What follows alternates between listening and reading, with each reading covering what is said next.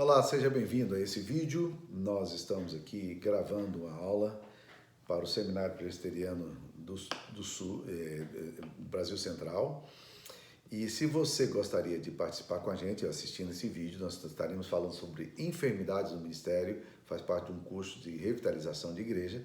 Então seja bem-vindo, assista conosco, estaremos falando exatamente o que causa doença na vida do ministério e essas coisas que podem prejudicar o andamento da igreja e o andamento também do pastorado. Bem, deixa eu começar dizendo para você que existe muito pastor doente.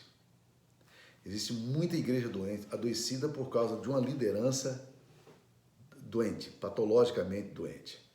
E eu tenho um perfil, assim, a gente vai trabalhando essa questão de perfil e eu quero trabalhar com vocês, olhar com vocês as enfermidades que surgem no ministério.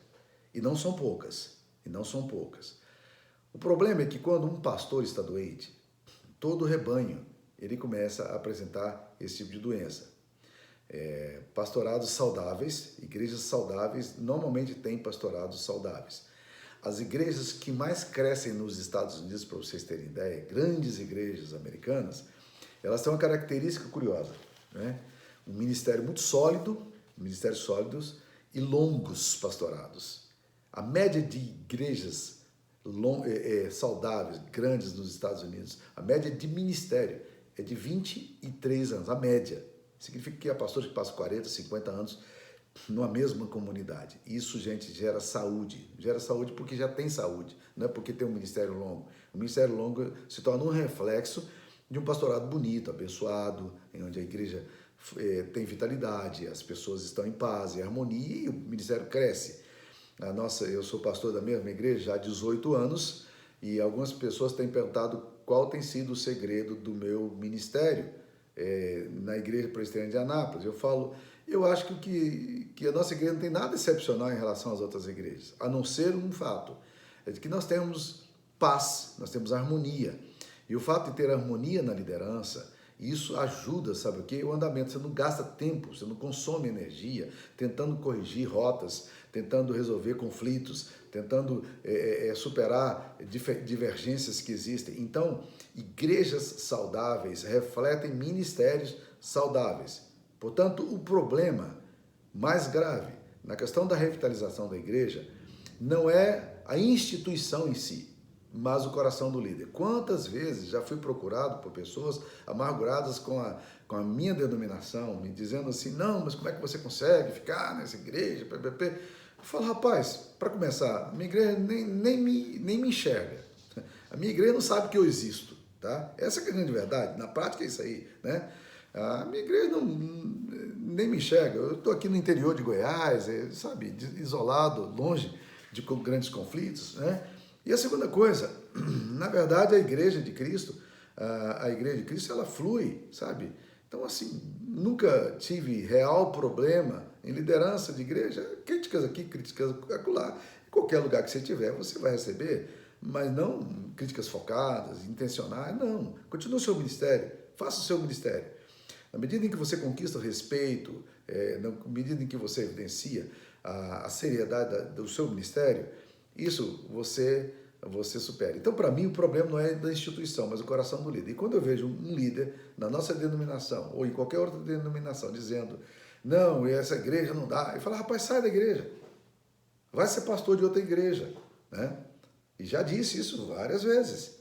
Eu me lembro de um dos pastores que eram mais críticas da igreja presbiteriana do Brasil, e ele acabou saindo da igreja presbiteriana do Brasil. Um dia ele me encontrou no aeroporto, e ele me procurou, nós já nos conhecíamos há muito tempo atrás, ele disse, rapaz, Samuel, dá um jeito, rapaz, me traz de volta para a igreja presbiteriana do Brasil, eu preciso voltar para a igreja, né? E ele era pastor a essas alturas de uma outra denominação já, né? Mas tudo bem, não acho que a igreja presbiteriana do Brasil também seja uma igreja que não tenha seus defeitos, seus problemas. Não, eu só estou querendo dizer que o grande problema não é a instituição, mas o coração do líder. E quais são as armadilhas que o líder enfrenta, as enfermidades? Deixa eu começar a trabalhar aqui. Primeira coisa que eu diria para vocês é o que eu chamo de uma mentalidade de vítima. Vitimismo. Você já se sentiu vítima? Ou você tem essa tendência de se vitimizar? Eu me lembro quando eu cheguei aqui na Igreja Presbiteriana de Anápolis. A Igreja Presbiteriana de Anápolis tinha passado por 2 divisões em 5 anos antes do meu ministério. Um grupo saiu dizendo que a igreja estava muito pentecostal e queria formar uma igreja mais ortodoxa. Um outro grupo, 3 anos depois, saiu dizendo que a igreja estava fria demais e queria uma igreja um pouco mais avivada. Então, você imagina como é que está uma igreja depois de 2 divisões em 5 anos. E foi assim que eu peguei. E o resultado foi que durante os primeiros meses eram muitas lutas, até mesmo para poder cumprir as agendas básicas que a gente tinha, sanar algumas dificuldades que tínhamos. Eu lembro que o meu salário era sempre recebido em parte. Eu nunca recebia o meu salário integralmente, porque a igreja não tinha dinheiro para me pagar integralmente. E eu me recordo bem de um episódio que, quando no dia 25 de agosto, eu não tinha recebido ainda o salário integral do mês de julho, tá? Ou seja, eu estava vencendo outro mês. E eu estava voltando para minha casa e no caminho, rapaz, eu fui tomado por uma sensação de vitimismo tão grande. Eu não mereço essas coisas, nunca passei por isso, papapá, né? E se eu fosse pentecostal, eu diria que Deus me falou, mas como eu não sou pentecostal, eu vou usar uma outra linguagem. Deus me falou o seguinte, né? Semântica é um negócio complicado, né? Deus me falou o seguinte: Samuel, por essa causa eu te deixei aí. É essa a razão, fique aí, meu querido. Faça o seu ministério e eu vou te abençoar. A mentalidade de vítima é um negócio complicado. Existem muitos pastores que sofrem uma paranoia. É muito complicado. Eles têm um problema muito sério com relação a isso aí. Eles sempre acham que existe alguém na igreja, setores da igreja que estão conspirando contra ele. E quando entra nessa paranoia, meus queridos irmãos, o negócio é complicado. Gosto de contar uma historinha sobre paranoia de um cara que estava passando na rua. Ele era desconfiado, né? Ciumento. E um dia ele está passando na rua. Quando ele está passando na rua, ele vê um cara que olha para ele assim, bravo, e diz: astronauta. Aí ele ficou pensando no significado, do que significava aquele cara estar gritando astronauta para ele. Astronauta? Por que esse cara me chamou de astronauta? Aí a cabeça dele, né, começou a organizar a loucura dele, né? Ele falou: rapaz, astronauta vem de astronomia. O que mia é o gato. O gato bebe o leite da vaca. Sabe que esse cara me chamou de chifrudo? Então, às vezes, você começa a perceber que pastores começam a criar essa mentalidade de vítima, né? Está todo mundo contra mim, todo mundo conspira contra mim. Se você entra nisso aí, isso é uma enfermidade que você precisa tomar muito cuidado, precisa tratar isso aí. Segunda coisa que você faz, a segunda enfermidade que eu chamaria de enfermidade do ministério, é a autossabotagem. Você começa a sabotar a você mesmo. Você procrastina, você cria determinados mecanismos que justificam o seu ponto de vista, você vai agindo dessa forma. E a gente é mestre na autossabotagem, né? A gente sabota muitas coisas. Uma das grandes amigas que eu tive foi a Eleni Vassão. E na época que eu era seminarista, ela foi uma bênção na minha vida. Ela e o seu esposo foram testemunhas do meu casamento e tem um amor profundo, tanto por ela quanto o seu esposo que já faleceu, né? E a Eleni, um dia eu cheguei em casa, ela estava toda empolgada, né? Porque ela tinha descoberto uma receita. Ela sempre lutava, como toda mulher, sempre luta com esse problema de peso, né? E ela, então, me disse o seguinte: Samuel, eu descobri que quando você pega um morango e você coloca no creme de leite, o morango quebra o efeito do creme de leite e isso aí impede que isso cause algum problema para a obesidade, para a gente engordar. Óbvio que era uma autossabotagem. Eu tenho uma senhora da nossa igreja aqui que ela fez uma coisa que ela me contou e ela ria dela mesma, dizendo o seguinte, que ela quando ia na geladeira, ela tinha fome às vezes à noite, então estava naquela coisa de dieta, tentando organizar, e ela ia para a geladeira, ia quietinha, silenciosa, de madrugada, abria a porta quietinho, porque ela não queria o quê? Ela não queria o quê? Nem ela mesma sabia o que ela não queria. Mas, na verdade, a lógica era o seguinte: se eu vier quietinho, não sou eu estou dormindo ainda, né? Então, esse negócio não vai ter efeito, o que eu vou comer aqui não vai ter problema nenhum, né? Então, meus queridos, é aquele tipo de coisa. Há um ditado em Las Vegas que diz o que você faz em Las Vegas, fica em Las Vegas, né? Então, a gente, às vezes, acha o seguinte, que a gente pode comer muito em Las Vegas, que o peso que a gente ganhou lá vai ficar por lá. Não vai, não, tá? A autossabotagem do ministério é um negócio complicado. A gente começa a se autodestruir por justificativas, por explicações, e a gente, às vezes, não quer tomar conhecimento da seriedade do que nós estamos fazendo, de como isso pode ser um fator complicador na nossa história. Terceira coisa que eu diria que é uma das enfermidades, é a perda de motivação. Tem uma música dos Vencedores, falando sobre Dídimo Tomé, que ele fala assim: o que fazer se o coração não consegue mais crer o que sabe ser verdade?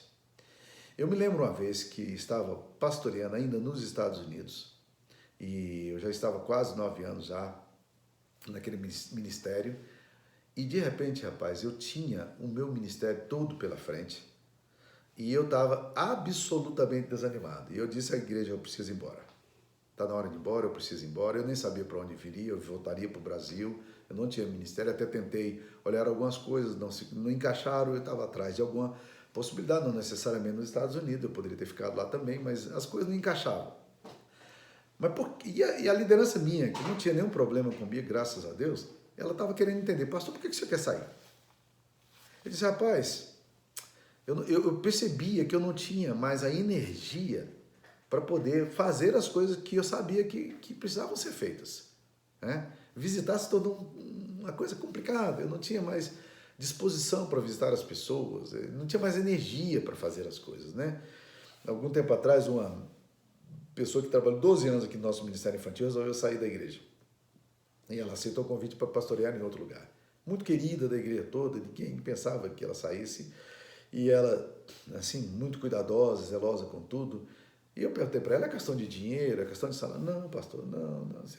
Aí eu, de repente, caí em mim mesmo e falei: rapaz, eu entendo perfeitamente você, Márcia. Eu entendo perfeitamente você.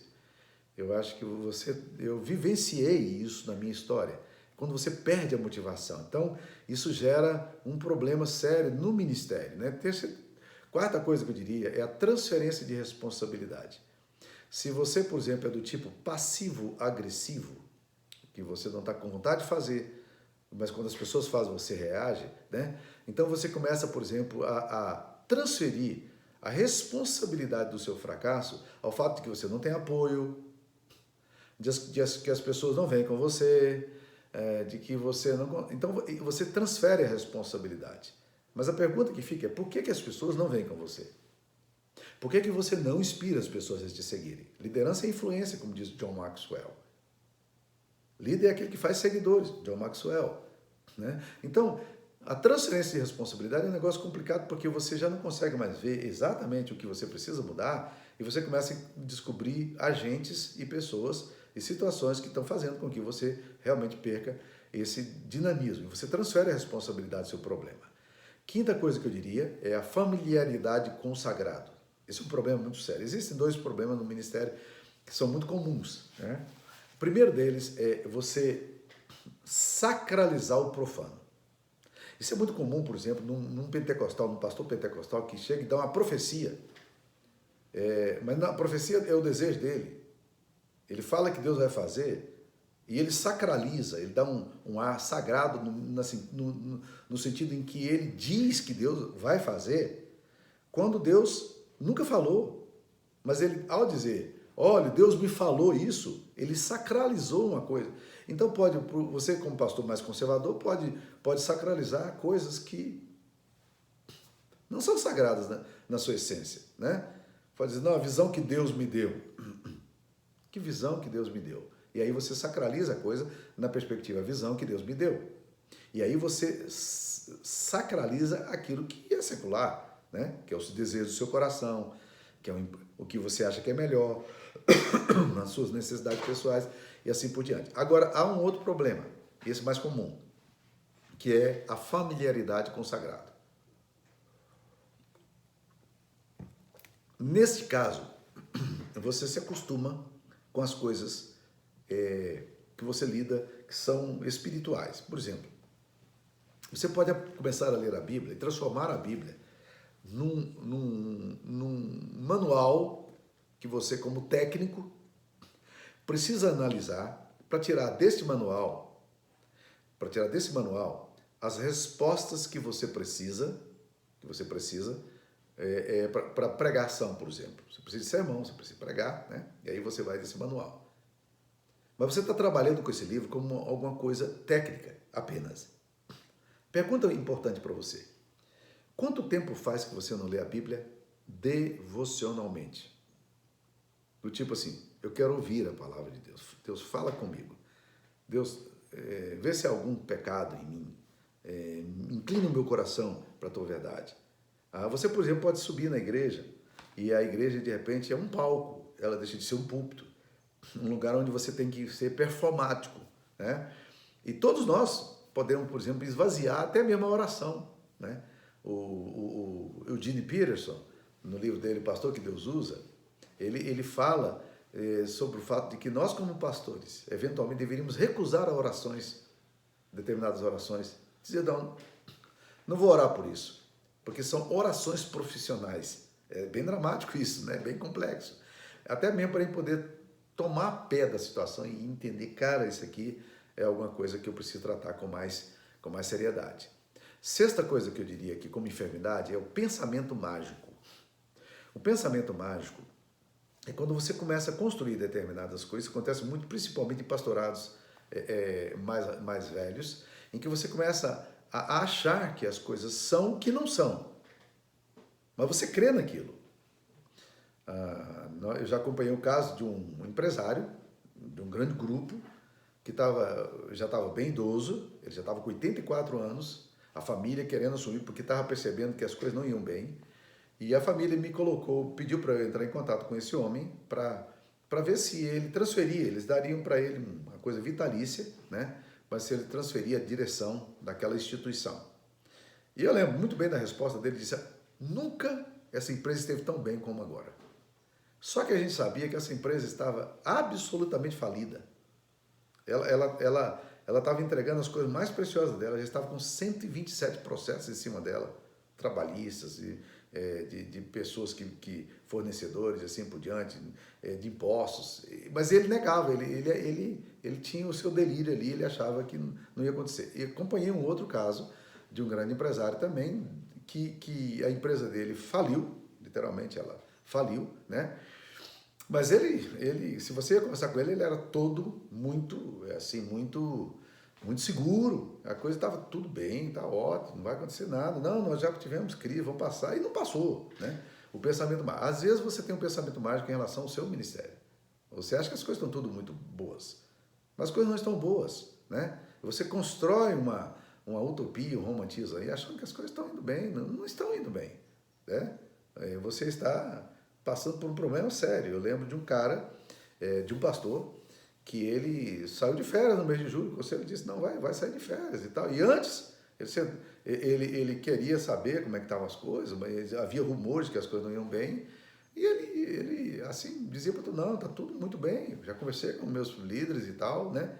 E quando ele voltou, a liderança da igreja sentou com ele e disse, olha, nós não queremos você o ano que vem. Isso é no meado de julho, né? Foi um choque para ele. Ele não conseguia organizar isso aí, porque o pensamento mágico não permitia que ele visse o que de fato estava acontecendo, que o ministério dele estava no limite, né?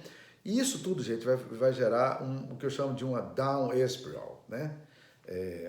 Down spiral é uma expressão que você usa em inglês que você fala assim, as coisas começam a cair, né? Vai à bancarrota, as coisas estão descendo. Você pegou um tobogã e você está indo de mal a pior, você está descendo isso aí, né? E o resultado dessa down spiral, eles são o que eu chamo de sintomas graduais. E vai na enfermidade de uma forma muito direta, na enfermidade no ministério. Quer ver? Primeiro grupo dessa down spiral que eu colocaria é o grupo que eu chamo dos grupos dos líderes desanimados. O líder desanimado é aquele que não tem fôlego, ele não tem vontade de fazer as coisas. Ele é desanimado por natureza, ele não tem energia para fazer as coisas. Falta para ele pulsão, falta para ele empolgação, falta para ele garra, né? Ele precisaria de um pouco de sangue nos olhos, né? Líderes desanimados, eles às vezes sofrem tremendamente. Eu lembro de um rapaz que eu trouxe para trabalhar comigo e eu coloquei como administrador de uma das instituições da nossa igreja. E um determinado dia, chegou lá no lugar onde ele trabalhava, no acampamento, chegou um cara para cortar eucalipto lá. E ele disse, tá ali o eucalipto. Ele não perguntou, quem é você? Cadê carta de autorização? Me dê o seu número de identidade, deixa eu anotar aqui, deixa eu ligar para o pastor Samuel, deixa eu ligar para o presidente dessa instituição aqui, nada. Ele simplesmente falou, pode tirar. O cara tirou um caminhão de eucalipto e foi embora. Aí daí uns dias a gente, mas quem que mexeu aqui nos eucaliptos? Ah, não, um cara que foi aqui mandado pelo fulano e tal para vir aqui. Liguei pro fulano e tal.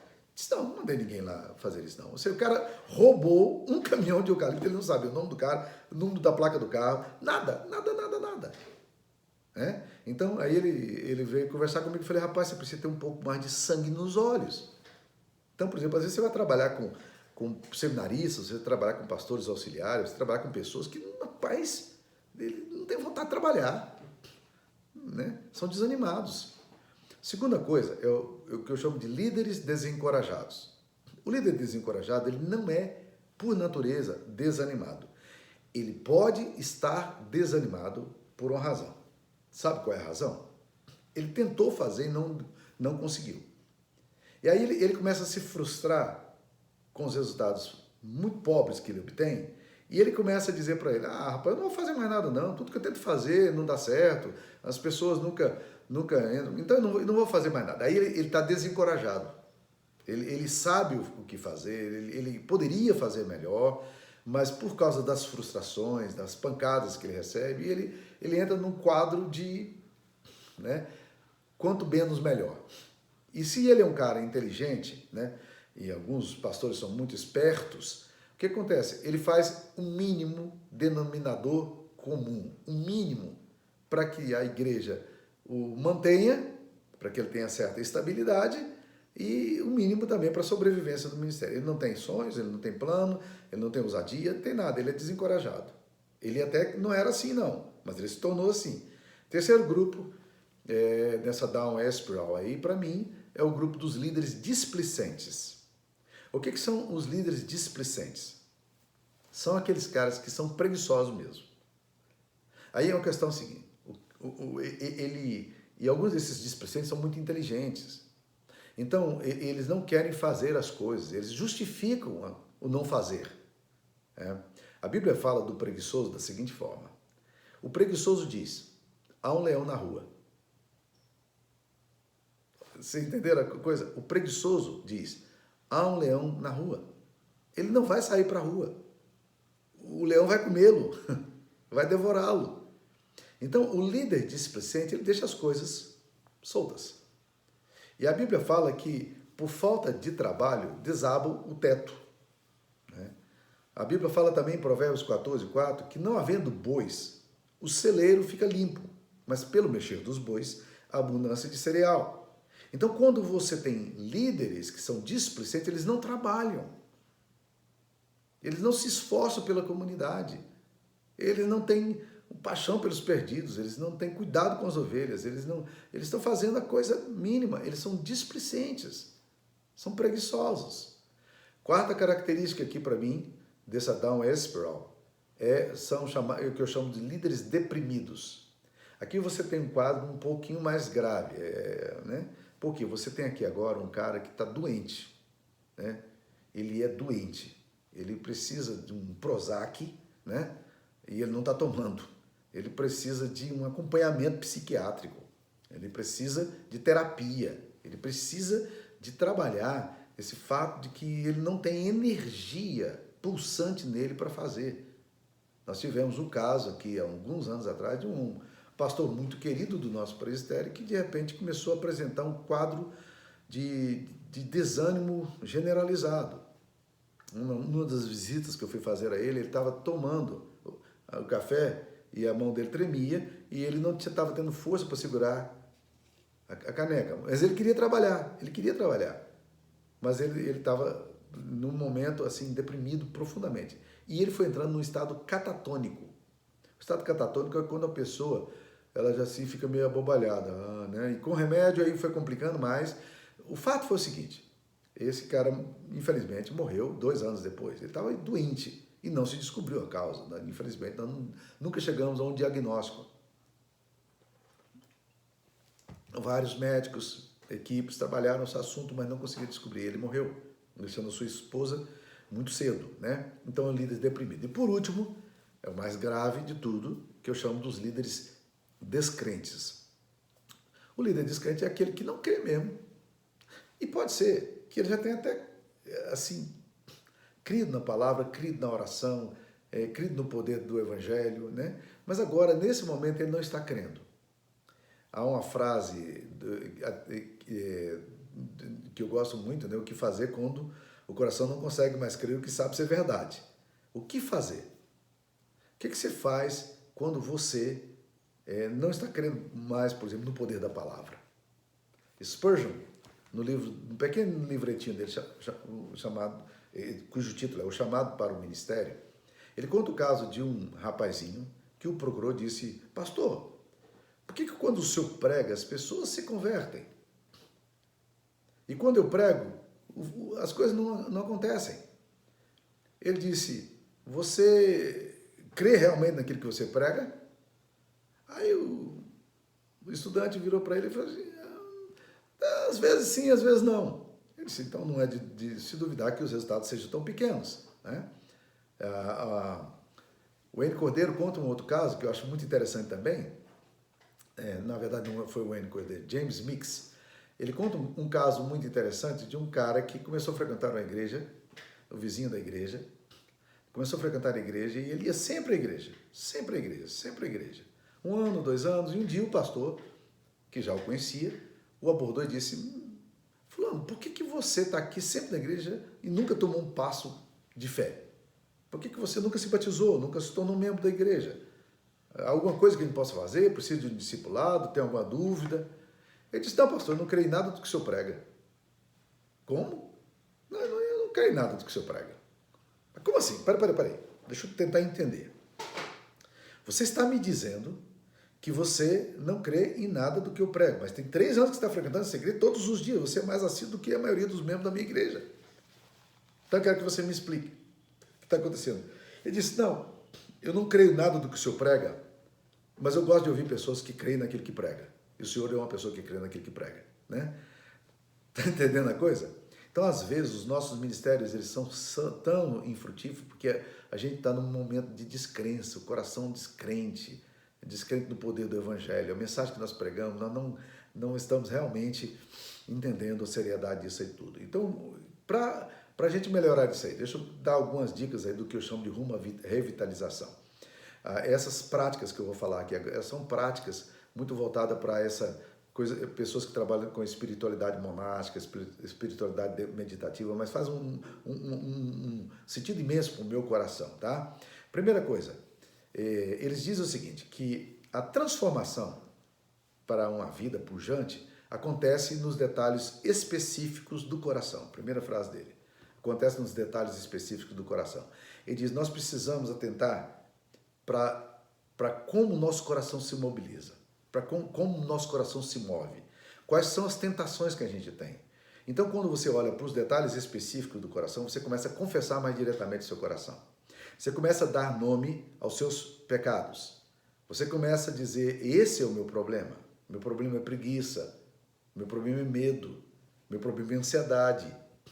E quando você está olhando para os seus pecados de uma forma bem direta, você está entrando em contato com o seu mal.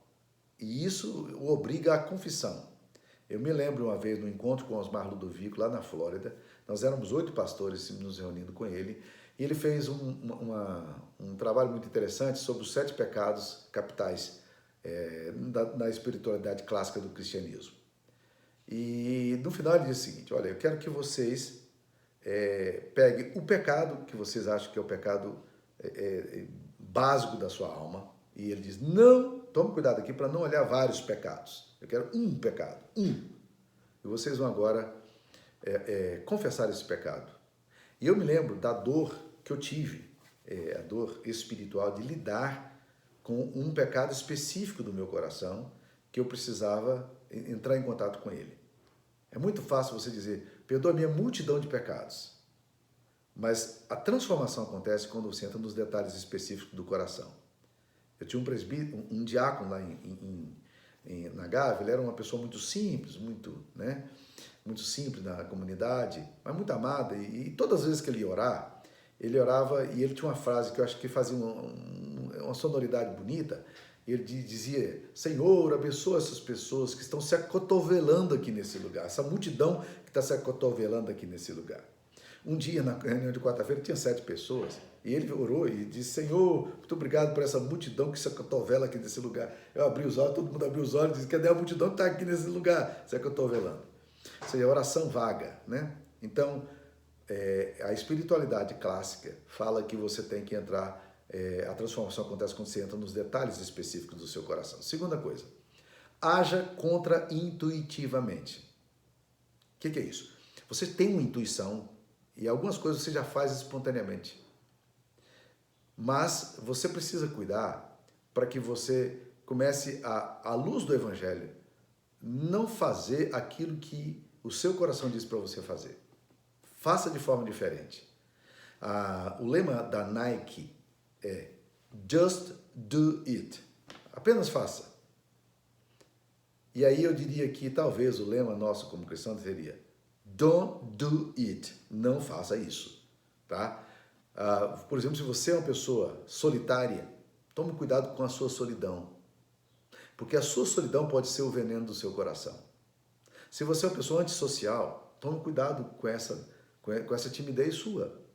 Porque a sua timidez pode ser o seu pecado, que aí entra no elitismo, né? Se você é uma pessoa sociável demais, tome cuidado. Porque a sociabilização sua pode ocultar exatamente o seu problema.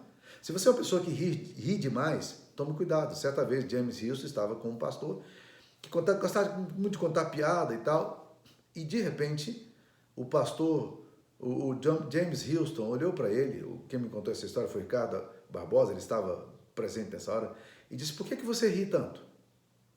Que problema que você tem? E aí o cara desmontou, né? Então é o seguinte, haja contra-intuitivamente. Se você, por exemplo, no trânsito, você é muito agressivo no trânsito, aprenda a não ser assim. Porque a tua intuição é ser agressivo, é passar rápido, é buzinar, é gritar, é xingar. Haja contra-intuitivamente. O que você faz precisa ser trabalhado. E, de repente, a forma como você está fazendo é exatamente o que vai destruir você. E está destruindo a sua alma. Terceira coisa, a transformação pessoal tem implicações relacionais. Ele diz que uma das coisas fantásticas que acontece quando você começa a mudar o seu coração é que a mudança do seu coração começa a mudar o ambiente. O Evangelho é muito claro nisso. A teologia reformada enfatiza muito isso, né? As pessoas falam muito em transformação social, mas nós não cremos em transformação social sem transformação pessoal. Há uns dias atrás estava assistindo CNN, né? Daquela série de pós-pandemia, e eles trouxeram o Miguel Falabella para falar, e ele é um cara assim que diz ser muito generoso e muito cuidadoso com as pessoas que não têm oportunidade e tal, até muito interessante a fala dele, e num determinado momento, então, ele estava trabalhando essa coisa aí, né? E ele falou assim: olha, o Brasil não tem jeito se a gente não mudar a estrutura do país. Eu pensei na hora, isso é evangelho. Só o evangelho pode mudar a estrutura do país. Agora, quando você muda o seu coração, isso tem implicações relacionais. Todo casal enfrenta problemas. E a gente tenta mudar as pessoas, controlar as pessoas. E as pessoas não mudam. Se você quer mudança na sua casa, deixa eu lhe dizer de forma bem clara, comece a mudar você. Ninguém vai mudar ninguém. Quando muito, com a graça de Deus, você pode mudar você, ou você pode ser mudado, né? Uma nova criatura, uma nova forma de ser, um novo homem criado segundo a justiça e a retidão procedentes da verdade, como diz Paulo, né? Despojando-se do velho homem, que se corrompe segundo a sua própria corrupção, né? A sua própria concupiscência. Então, agora o que acontece?